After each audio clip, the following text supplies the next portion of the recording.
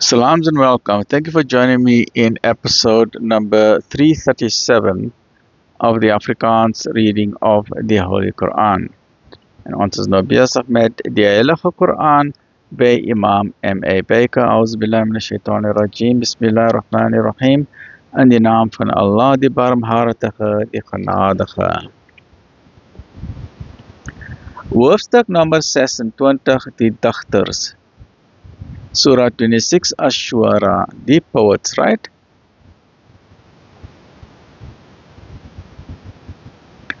Afdeling 1, die profeet word vertroos. In die naam van Allah, die barmhartige, die genade, en hierdie letters is die allegoriese letters, want ons kan nie sê wat hulle mening is, want die Heer alleen weet die mening, maar ons weet dat wanneer hierdie letters hier geskryf is, dan is daar iets van die Koran gemention, right? To, si, mi.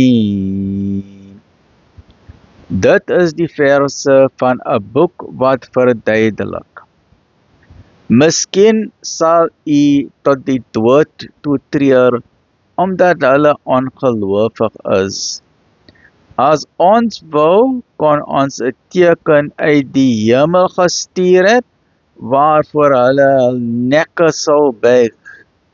En daar kom geen nuwe vermanning van die barmhartige tot hulle nie, of hulle keer hulle daarvan weg.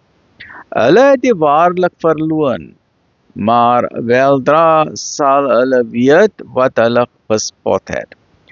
Kyk hulle nie na die aarde, hoeveel voortreffelike soorte ons daarop laat groei nie? Sekerlik is daar 'n teken hierin, maar die meeste van hulle glo nie.